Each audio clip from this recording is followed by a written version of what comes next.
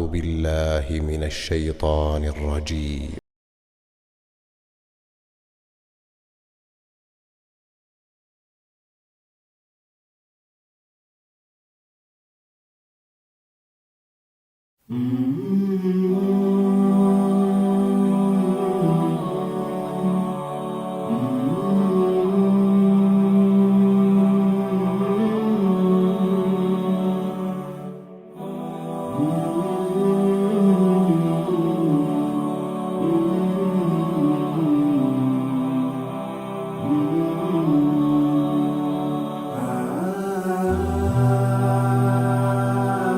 چلو بارک اللہ.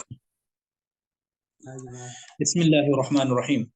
ہم پڑھ رہے تھے سورۃ الحجرات اور اس میں ہم نے پڑھا تھا 2 درس ہم نے پڑھے اور اس میں یہ پڑھا ہم نے کہ سورۃ الحجرات اس کا معنی کیا ہے اور مفہوم کیا ہے، اور یہ بھی پڑھا تھا اس میں جو اوامر ہیں وہ کچھ اوامر آئے ہیں اور کچھ النواہی آئے. نواہی ہم نے 10 بیان کیے تھے، اور جو الآیہ الاولی تھی یعنی پہلی آیت تھی، پہلی آیت میں ہم نے پڑھا تھا اس میں اگر ہم 3 یعنی حصے کریں گے اس میں اللہ فرماتے ہیں یا ایھا الذین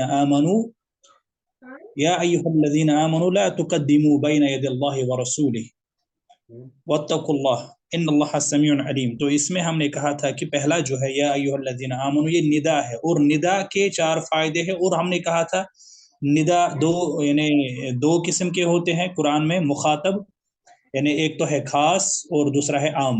یا ایھا الناس تمام لوگوں کے لیے، یا ایھا الذین آمنوا ایمان والوں کے لیے. اور اب اگر آپ دیکھو گے جیسے الاتقان یا سیوطی کی باقی یعنی اصول یعنی قرآن میں یا اصول تفسیر میں یا علوم القرآن میں اصل آتا ہے تقریباً 30 کے قریب مخاطبین بیان کیے گئے ہیں، یعنی خطاب کے اسلوب جو ہے نا وہ تقریباً 30 ہے. ہم نے 2 کہے نا آپ کو، یا ایھا الذین آمنوا اور یا ایھا الناس، تو اس کے بغیر تقریباً 32 اسلوب ہے قرآن میں جہاں پر یعنی خطاب کے اسلوب ہے وہ جن کو کہا جاتا ہے. تو یا ایھا الذین آمنوا ہم نے عبداللہ بن مسعود رضی اللہ عنہ کا ایک اثر بیان کیا تھا. انہوں نے کہا تھا اگر وہ کسی کو آپ میں سے یاد ہو تو وہ یاد کیجیے گا ضرور کہ اذا سمعت، جب آپ دیکھو کہ قرآن میں کہیں پر آیا یا ایھا الذین آمنوا تو اپنے کان اس کی یعنی کھول دیجئے اس کی طرف اور اس کو سن لیجئے. تو یہ ہے اس میں وہ آیا تھا. اور دوسری بات جو اس میں ہم نے کہی تھی لا تقدموا بین یدی اللہ، یہ نہیں ہے اللہ اور اس کے رسول کے آگے نہ جاؤ. اس میں ہم نے فوائد بیان کیے تھے. تو چلو پھر ایک ہم نے یہ کہا تھا تقدموا بھی آیا ہے، تقدموا بھی آپ آگے نہ کرو اور یہ آگے نہ جاؤ خود بھی. تو آگے کیا نہیں کرنا ہے اللہ اور اس کے رسول صلی اللہ علیہ وسلم کے آگے ہمیں کیا نہیں کرنا ہے. پہلی گائیڈ لائن یہی ہے آگے مت کرو، ڈونٹ فارورڈ. تو کیا فارورڈ نہیں کرنا ہے وہ مفعول جو ہے نا وہ محذوف ہے، یعنی یہ نہیں کہا گیا کہ کیا فارورڈ نہیں کرنا ہے. یہ نہیں کہا گیا یا ایھا الذین آمنوا لا تقدموا بین یدی اللہ ورسولہ الاقوال العمل، کوئی ایسا نہیں کہا گیا ہے. تو وہ محذوف رکھا گیا ہے. کیوں رکھا گیا ہے؟ یہ قرآن کی بلاغت ہے. This elegance of Quran. It means کہ قرآن نے کہا کہ آگے مت کرو. اب کوئی سوچے گا کیا نہیں کرنا ہے آگے، تو اس کو سیکرٹ رکھا گیا، یعنی اس کو محذوف رکھا گیا اس لیے تاکہ یہ عموم پر دلالت کرے. یعنی اس کا مطلب یہ ہے کہ اس میں ہر ایک وہ چیز آئے گا، چاہے زبان سے ہو، چاہے عمل سے ہو، چاہے اعتقاد سے ہو، چاہے فکر سے ہو، چاہے رسم و رواج سے ہو. کوئی بھی چیز ہم اللہ اور اس کے رسول صلی اللہ علیہ وسلم کے آگے نہیں کر سکتے. یعنی اگر اللہ اور اس کا رسول صلی اللہ علیہ وسلم کا حکم ہوگا، میرے ذہن میں کوئی اور چیز چل رہا ہے، تو جسے ہم کہہ رہے آج کی دنیا میں آئیڈیالزم ہے کوئی، یا کوئی بھی فلسفی ہے دنیا کی، اس کو اپنی جگہ ویٹیج ہے، وہ اپنی جگہ ہمیں ضرورت ہے، کوئی مسئلہ نہیں ہے. اس طرح ہمارے سوشل کسٹمز ہوتے ہیں، ہے نا، ہمارے کسٹمز ہوتی ہے. کشمیری کلچر الگ ہے، اس کا کسٹمز الگ ہے، ان میں بھی کوئی پرابلم نہیں، ہم ان کو ہم مان لیں گے. لیکن جہاں پر ان کا تصادم ہو جائے گا، جہاں پر وہ کنٹراڈکٹ ہو جائیں گے، جہاں پر وہ متعارض ہو جائیں گے قرآن سے یا حدیث سے، تو ہم نے ان کو چھوڑ دینا ہے. پھر ہم نے ان کو پکڑنا نہیں ہے، ہم نے ان کو چھوڑ دینا ہے. تو اب اسی طرح اگر ہمیں نظام ہوگا، حکومت کرنی ہوگی، وہاں پر اگر اللہ اور اس کے رسول صلی اللہ علیہ وسلم کے نظام کے خلاف ہوگا کوئی، تو ہمیں اس کو چھوڑ دینا ہے. تو ہر ایک وقت پر، اس کا مطلب یہ ہے کہ ہم نے کیا دیکھا یہاں پر؟ ہم دیکھتے ہیں کہ ہم ایک بیان کرتے ہیں کہ مسلمان کیا ہے کہ تقدیم النقل علی العقل. ہم نے کیا سیکھا؟ تقدیم النقل علی العقل. کیا مطلب ہے تقدیم النقل علی العقل؟ اس کا مطلب ہے پریفر یعنی فارورڈ دا ٹیکسٹس، یعنی اسلامک ٹیکسٹ جو ہے نا، یعنی قرآن اور حدیث جو اس میں ورڈنگس آئی ہیں ان کو پریفرنس دے دو، ان کو پریارٹائز دا ٹیکسٹس، prioritize the texts of Quran and Hadith, not your wishes. تقدیم النقل علی العقل، یعنی ایک تو یہ ہے کہ میں دیکھوں گا میری عقل میں کیا آتا ہے، پھر اس کو اپلائی کرتے ہیں، پھر اس کو مانتے ہیں، پھر قرآن اور حدیث کو ایز پر یور مائنڈ ہم لیتے ہیں، اپنی ذہن کے مطابق لیتے ہیں، رائے کے مطابق لیتے ہیں، وہ نہیں کرنا ہے. تو اس آیت سے یہ ہمیں ملا تقدیم النقل علی العقل. یہ ایک بہت عظیم پرنسپل ہے، تقدیم النقل علی العقل. تو یہ بھی ہم نے کہا تھا کیسے کیسے آگے جا سکتے ہیں، تو وہ بھی آیا ہے. پھر جب اللہ تعالیٰ نے یہ کہا تو اس کے بعد امر کیا اللہ تعالیٰ نے، واتقوا اللہ، اللہ تعالیٰ کا تقوی اختیار کیجیے. تقوی کیا ہے؟ تقوی کی ڈیٹیل کیا ہے؟ پورا قرآن اس سے بھرا پڑا ہے. تقوی کے مراتب کیا ہے؟ یا ایھا النبی اتق اللہ، ایک جگہ یہ بھی نبی سم کو بھی کہا گیا، تو عام لوگوں کو بھی کہا گیا. تو مطلب تقوی بہت عظیم چیز ہے، تقوی ہی اصل نجا ہے، تقوی ہی اصل نجا ہے. یعنی فَأَمَّا مَنْ خَافَ وَاتَّقَى، ایسا بھی آیا ہے قرآن میں تقوی ہی تقوی ہے اصل میں سب کچھ یعنی زندگی میں. اور تقوی کیا مطلب ہے کہ ہمارے اندر ایک سنجیدگی آنی چاہیے. تقوی ہمارے اندر ایک سنجیدگی آنی چاہیے کہ ہم ہر ایک اس حکم پر رکے جہاں اللہ نے روکا، ہم اپنی اس یعنی جہاں پر اللہ نے حکم کیا اس کو اپنائے. تو تقوی کی ڈیفینیشن وغیرہ ہم وہاں نہیں جائیں گے کیونکہ پھر تو یہ تفسیر نہیں ختم ہو جائے گا. میں چاہتا ہوں جلدی ہو جائے گا اس کا. اس کے بعد ان اللہ سمیع علیم، ہم نے کہا کہ اب دیکھیے تقوی بھی، اور اس کے دیکھیے اللہ تعالیٰ کے دو اسمائی صفات آئے، اسما آئے، دو نام ان میں صفات ہے. اللہ تعالیٰ سن رہا ہے سب کچھ. چلو ہماری مشکلات کیا ہے نا، ہم دعائیں مانگیں گے، ہم اللہ سے مانگیں گے، وہ اللہ تعالیٰ غافل نہیں ہے، وہ سب کچھ سن رہا ہے. اسی طرح ہم نے اگر کوئی غلطی کی، اللہ اور اس کے رسول صلی اللہ علیہ وسلم کے آگے ہم چلے گئے، ہمیں یہ نہیں لگنا چاہیے کہ ہمارے مشورے، ہماری باتیں، ہمارے دل کی آہٹیں، ہمارے دل کی احساسات، ہمارے جذبات، یا اسی طرح ہمارے اعمال خفیہ یا بیرو، کوئی بھی ہمیں یہ نہیں لگنا چاہیے کہ اس کو کوئی مانیٹر نہیں کرنا، اس کو دیکھ کوئی نہیں رہا ہے. نہیں، آپ دیکھیے جس اللہ نے یہ حکم دیا وہ سب کچھ سن رہا ہے، وہ سب کچھ دے رکھ رہا ہے. اس میں ایک تو ہے امید، ہے رجا، یعنی کیا؟ جو بھی میں عمل کروں گا، میں اللہ اور اس کے رسول کی اطاعت کروں گا، اللہ مجھے ضرور بدلہ دے گا. اور اس میں ایک وہ چیز بھی ہے کہ اس میں ایک یعنی ڈر بھی ہے کہ ایک انسان کو چاہیے اسے اللہ اور اس کے رسول کے آگے کبھی نہیں جانا چاہیے، کیونکہ ڈر جاؤ ورنہ انجام برا ہوگا. دوسری آیت ہے یا ایھا الذین آمنوا، ویسا ہی خطاب ہے پھر سے. میں نے کہا تھا آپ کو، آپ میں سے کوئی کہے مجھے قرآن میں یا ایھا الذین آمنوا یہ خطاب خاص للمؤمنین جو ہے، یہ خطاب how many times it occur in قرآن، یہ قرآن میں کتنی بار آیا ہے؟ کوئی ہے جو اس کا جواب دے سکے تو لاسٹ پہ دے انشاءاللہ. کوئی ہے جو دے سکے لاسٹ پہ دے. اگر نہیں دے سکے تو اپنے ماتھے پر یعنی ضرب لگائیے اپنے ہاتھ سے اور کہیے کہ ہم نے ایسا نہیں کیا، انشاءاللہ کریں گے. تو دوسری آیت میں ہے یا ایھا الذین آمنوا، اے ایمان والے لوگوں. کیا ایمان والے ہم ہیں؟ تو اللہ تعالیٰ پکار رہے ہیں، محبت کی ندا ہے اس میں یعنی پھر سے بیدار رہنے کی ضرورت ہے. کیا کہہ رہا ہے اللہ آپ کو اور ہمیں؟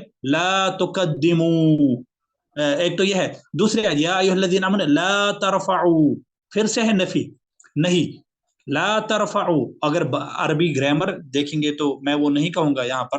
لا ترفعوا پھر بھی ہے نا، نہیں فعل نہیں ہے نا.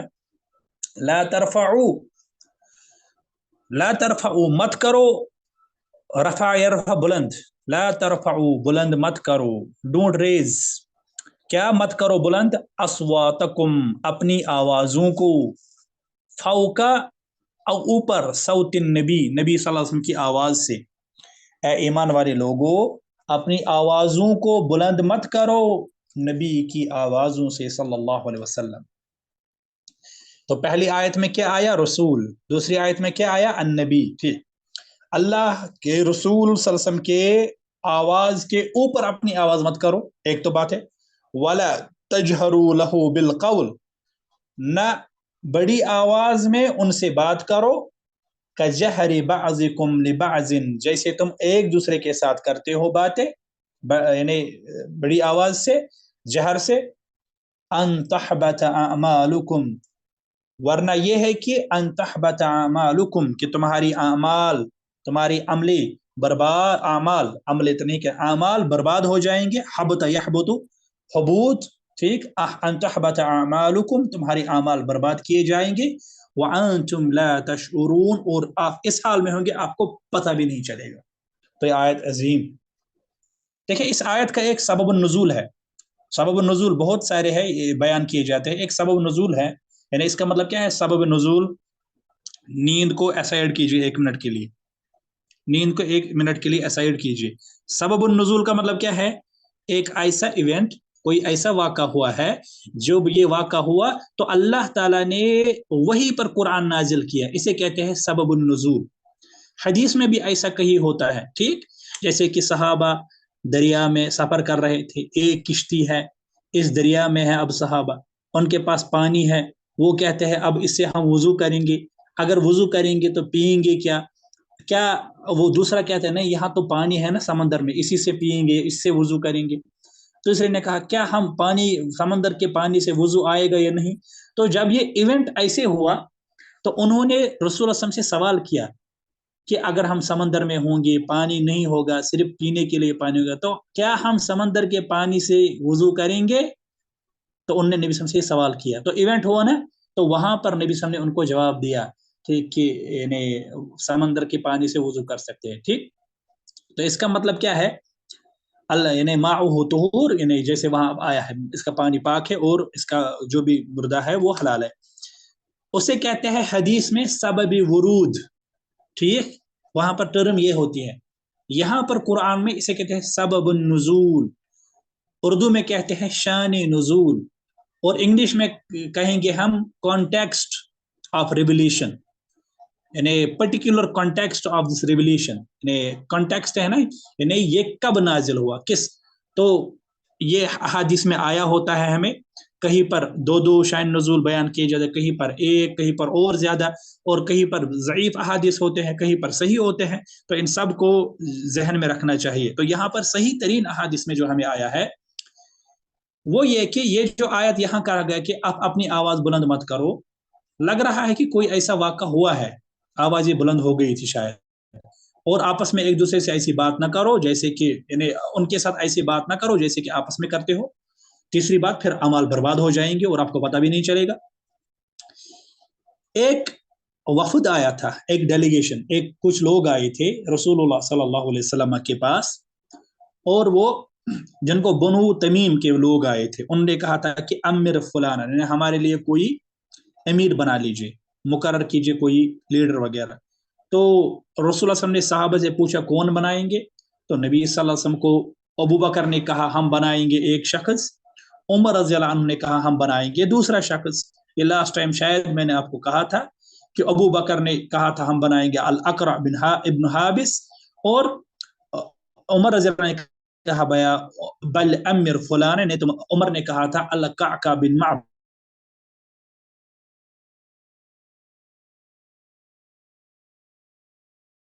تو میں نے تو دوسرا کہا تھا، اقرع کہا تھا، آپ نے قعقاع کہا۔ اس نے کہا نہیں میں نے بھی اپنی رائے پیش کی، آپ نے بھی اپنی رائے پیش کی۔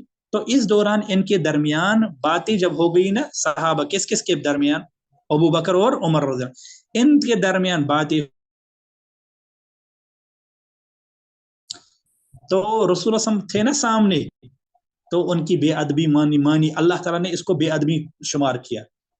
تو جب آواز یہ بلند ہو گئی تو اللہ تعالیٰ نے آیت نازل کی، یا ایھا الذین آمنوا،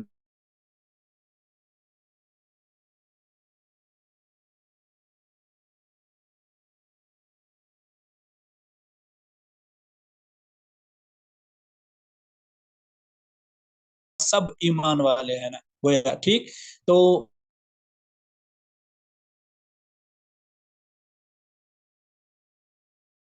ٹھیک، جس کو ابھی بھوک لگی ہے تو وہ بعد میں کھانا کھائے گی انشاءاللہ، لیکن یاد رکھو قاعدہ کیا ہے؟ العبرۃ بعموم اللفظ لا بخصوص السبب، اصول تفسیر اصول حدیث تو ہم پڑھتے ہیں لیکن اپلائی کبھی نہیں کرتے ہیں. اس کا فائدہ تو یہی ہوتا ہے نا کہ ہم پڑھیں گے اور اس کو اپلائی کریں گے. قاعدہ ہے اس کا مطلب کیا ہے؟ اس کا مطلب یہ ہے کہ جو لفظ آیا ہے اسی کا اعتبار ہوگا، خاص سبب کا اعتبار نہیں ہوگا. یعنی ہم یہ نہیں کہیں گے یہاں تو صرف ابو بکر اور عمر رضی اللہ کو مراد ہے، ہمیں باقی سب کو ہم چھوڑے ہوئے ہیں. نہیں، اگرچہ کانٹیکسٹ کچھ بھی بنا لیکن اب رول اس کا رول سب کے لیے ہوگا. ٹھیک، اسی کہتے ہیں العبرہ بعموم اللفظ. لفظ عام ہے نا، یہ سب کے لیے ہے، تو عموم اللفظ کا اعتبار ہوگا، خاص سبب کا اعتبار نہیں ہوگا. تو اس کے بعد اللہ نے یہ آواز یعنی یہ آیت نازل کی، جیسے کہ صلاح بیان کرتے تھے کادا، بہت کہتے تھے کہ این یہلکا، بہت قریب معاملہ تھا کہ بہت دو بڑی ہستیاں دنیا کی ہلاک اور برباد ہو جاتی. بہت قریبی معاملہ تھا، دنیا کی بہت عظیم دو شخصیتیں ہلاک ہو جاتی. ایک ہے ابو بکر اور عمر کا. کیسے؟ انہوں نے جب یہ کہا، اللہ تعالیٰ نے کہا اگر ان تحبط اعمالکم، کہ اعمال برباد ہو جائے. سبحان اللہ. تو اس آیت سے ہمیں کیا فوائد ملے؟ ایک یہی کہ اللہ تعالیٰ کی محبت یا ایھا الذین آمنوا کے ساتھ. دوسرا جو میں نے کہا العبرۃ بعموم اللفظ لا بسبب. تیسری بات لا ترفعوا اصواتکم فوق صوت النبی، نبی صلی اللہ علیہ وسلم کا ادب اور ان کا احترام. نبی صلی اللہ علیہ وسلم کا ادب اور ان کا احترام مسلمان پر، مومن پر لازم ہے، واجب ہے، ضروری ہے. لازم ہے، واجب ہے، ضروری ہے. اور اس ادب میں ایک تو پہلے گزرا، دوسری آیت میں گزرا کہ اپنی آواز بھی ان کی آواز سے بلند مت کرو. ہم تو اپنی بڑے بڑے سپیچ دیتے ہیں ان کے خلاف، بڑی بڑی کتابیں لکھتے ہیں ان کے خلاف، بڑے بڑے نعرے دیتے ہیں ان کے خلاف، میرا جسم میری مرضی. ہم تو یہ ایسا کہہ رہے ہیں. ٹھیک ہے، میں ایک بہن نے ایک تفسیر لکھا ہے، اس میں وہ لکھ رہی تھی، عربی میں لکھا تھا کہ اللہ اور اس کے رسول کے آگے نہ جان، اس کا مطلب کیا ہے؟ اپنی آواز بلند نہ کرو. اس کی بھی ایک مثال دی تھی. اگر کوئی آپ کے پاس آ گئی تو اس نے کہا کہ اگر اس نے کہا آپ کے پاس آ گئی اور اس نے کہا نکاح اسلام میں 4 شادیاں اجازت ہے یا نہیں، یہ تو بڑا ظلم ہے عورت کے ساتھ. اگر مومن خاتون ہوگی وہ کہے گی نہیں، ظلم نہیں ہوگا کیونکہ یہ میرے اللہ نے کہا، یہ میرے رسول سے نے کہا. لیکن دوسری ہے کہ وہ تو اپنے سلوگن بھی اسی کے خلاف بناتے ہیں. تو رسول صلی اللہ علیہ وسلم کے خلاف آواز بھی بلند نہیں کرنی ہمیں ان کے سامنے. تو یہ ایسے تھا، جب وہ گزر گئے اب ان کی شریعت کے آگے، ان کے حدیث کے آگے اپنی آواز بلند مت کرو. تو تعظیم. دوسرا اس میں آ گیا ہے کہ جب بہت بڑے 2 شیوخ ابو بکر اور عمر رضی اللہ کے بارے میں ایسی آئی ہے، ایسی ڈانٹ آئی ہے، مان لیجئے ایسی تنبیہ آئی ہے، دوسروں کا تو پوچھو ہی نہیں، ہمارا تو حال ہی نہیں، کیونکہ وہ تو عظیم 2 ہستیاں ہیں، جنت والے ہیں. اور اس کے بعد یہ ہے کہ اللہ نے پھر سے تقوی کا حکم دیا اس میں. تو تقوی بہت اہم چیز ہے، تقوی بہت اہم چیز ہے. یہ بھی تقوی ہی ہے اس میں کہ جو آگے آیا تھا پہلی آیت میں، یہ بھی تقوی ہی ہے. اور اس کے بعد یہ آیا ہے کہ اللہ تعالیٰ کے اسماء و صفات سے مسئلے پر حل کرنا. ٹھیک، اللہ تعالیٰ برباد کرے گا آپ کے اعمال. تو پہلے وہی تھا پہلی آیت میں. اس کے بعد مسئلۃ الاحباط و تقریر، وہ یہ کہ عمل برباد ہوتی ہے. صرف عمل کرنا کافی نہیں ہے، عمل کی حفاظت بھی ضروری ہے. کچھ اعمال ایسے ہیں، کچھ ایکشنز ایسے ہیں جن کی وجہ سے دوسرے اعمال برباد ہو سکتے ہیں. تو انسان کو چاہیے اپنے اعمال کی حفاظت کرے. اور اس کے بعد رسول اللہ صلی اللہ علیہ وسلم کے احادیث، جیسے رسول اللہ صلی اللہ علیہ وسلم کی حیات میں ان کا ادب اور احترام ضروری اور لازمی تھا، وہ محترم تھے اپنی حیات میں. اسی طرح رسول اللہ صلی اللہ علیہ وسلم کے جانے کے بعد، ان کی وفات کے بعد بھی نبی صلی اللہ علیہ وسلم محترم ہے. اس کے بعد ایک انسان کو فکر کرنی چاہیے کہ اپنے اعمال برباد نہ ہو جائے، اور کیونکہ یہ کفر تک لے جاتے ہیں. تو انسان کو صرف کبھی کبھی انسان ایسے عمل کرتا ہے جس کی وجہ سے وہ اسلام سے باہر چلا جاتا ہے. ابن ابی ملیکہ جو تابعی تھا وہ کہتا تھا ادرکت اکثر من 30 صحابیا، میں نے تقریباً 30 صحابہ کو دیکھا ہے لائف میں. ٹھیک، کلہم یخاف النفاق علی نفسہ، ہر ایک کو میں نے دیکھا دے ویر فیئرنگ، ان کو ڈر تھا، ان کو بہت ڈر تھا کہ کہیں ہم منافق نہ بن گئے ہو. مطلب یہ ایسا ہمیں بھی ہونا چاہیے. کہ کہیں ہماری زبان سے غلطی نہ ہو گئی ہو یا باقی نہ ہو گئی ہو. ایک صحابی نے اپنے آپ کو بند کیا تھا, رو رہے تھے میں جہنمی بن گیا جب یہ آیت نازل ہو گئی. ٹھیک, ان کو کہا, پھر جب پوچھا گیا وہ کہاں ہے, پھر ان کو بھیجا گیا, ان سے کو غرض نے کہا میری آواز قدرتی طور بلند ہے. اللہ کے نبی سے فرمایا یہ آپ کے لیے نہیں ہے. تو دیکھیے یہ بہت بڑا مسئلہ ہے, اپنے اعمال کی حفاظت کرنی ہے, اپنے اعمال کی حفاظت بہت ضروری ہے.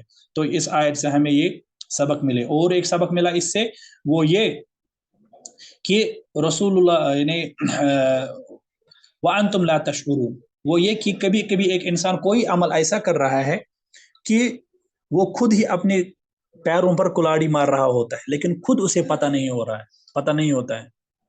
ٹھیک, تو اس سے کیا لازم آتا ہے؟ اس سے لازم آتا ہے کہ وجوب تعلم العلم, علم کا حاصل کرنا واجب ہے, لازم ہے, تاکہ ہمیں پتہ ہو جائے کون سا عمل ہمیں اسلام سے باہر کرتا ہے, نواقض اسلام, کون سا عمل ہمارے ایمان کو کمزور کر رہا ہے, نواقص الاسلام. ٹھیک, ایسے ہی اگر ہمیں پتہ نہیں ہوگا تو ہم نہیں بچیں گے.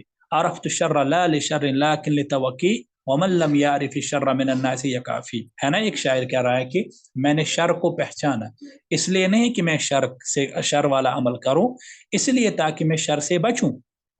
جو لوگ شر کو نہیں جانتے ہیں, صرف خیر کو جانتے ہیں, وہ شر سے نہیں بچتے ہیں. جیسے میں آپ کو کہوں گا, ہمارے گھر میں چھوٹا بچہ ہوتا ہے, تو چھوٹا بچہ ہم ان کے سامنے استری نہیں رکھتے ہیں, ہم ان کے سامنے کوئی وائر یعنی تار, کوئی وائر ہم نہیں رکھتے ہیں, ہم ان کے سامنے کانگڑی نہیں رکھتے ہیں. ہم ان کے کیوں نہیں رکھتے؟ کیونکہ ہمیں پتہ ہے ان کو شر کا علم ابھی نہیں ہے.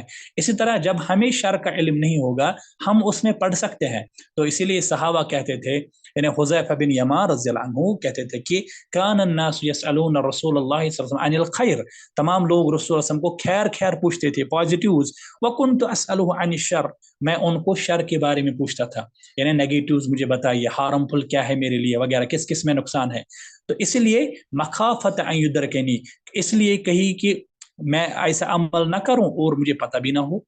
تو ایسا ہوتا ہے, ہم بہت عمل ایسے کرتے ہیں, بہت کردار ہمارا ایسا ہوتا ہے, ہماری بہت رائے ایسی ہوتی ہے. جیسے آپ لڑکیوں سے عام طور پوچھ لیجئے, کوئی بھی دیندار لڑکی بھی, کشمیری کلچر میں کہتا ہوں, ان سے کہیے کہ 4 شادیاں, وہ کیا کہیں گے؟ عجیب معاملہ ہے. چاہے کوئی بھی, میری بہن کے بارے میں بھی. تو مطلب یہ ہے کہ ایک تو یہ ہے کہ چلو ہم کہتے ہیں نہیں پروموٹ مت کرو, وہ ہے ٹھیک. دوسرا یہ ہے کہ ہمیں اس سے نفرت ہو گئی ہے اب, تو یہ کفر تک لے سکتا ہے ہمیں. اس طرح کسی کو کہیں گے داڑھی نہیں رکھتا ہے لیکن گناہ گار سمجھتا ہے خود کو, ٹھیک ہے, لیکن کوئی کہتا ہے نہیں اب اس سے کیا ہوتا ہے, یہ ضروری نہیں ہے. تو یہ بڑا مسئلہ ہے. بہت سارے کہتے ہیں لوگ یہ حدیث ہے, یہ کوئی مسئلہ نہیں ہے, وہ کوئی مسئلہ نہیں ہے, یہ چھوٹا مسئلہ ہے, وہ بڑا مسئلہ ہے, یہ چھوٹا مسئلہ ہے. تو اس وجہ سے ہم نے دین کو بہت ہلکے میں لیا ہے. تو رب نے کہا ان تحبط اعمالکم, آپ کے اعمال برباد ہو سکتے ہیں جبکہ آپ کو پتہ بھی نہ لگے. تو علم حاصل کرنا بھی ضروری ہے, تعظیم رسول صلی اللہ علیہ وسلم کی ضروری ہے. جیسے ان کی آواز سے بلند آواز نہیں کر سکتے, ان کے حدیث سے, ان کے دین سے, ان کی رائے سے, ان کے نظام سے, ان کے کلچر سے, ان کے کسی بھی چیز سے ہم آگے نہیں جا سکتے. سبحانک اللہم اشہد ان لا الہ الا انت استغفرک واتوب الیک. مہمان آئے ہیں کچھ, انشاءاللہ وہ ویٹ کر رہے ہیں کھانے کے لیے, تو اس لیے کلاس آج انشاءاللہ اتنا ہی ہوگا. باقی جو میں نے کہا ہے, کوئی سوال درس کے دوران کسی کو کوئی جواب ہے اس کے بارے میں؟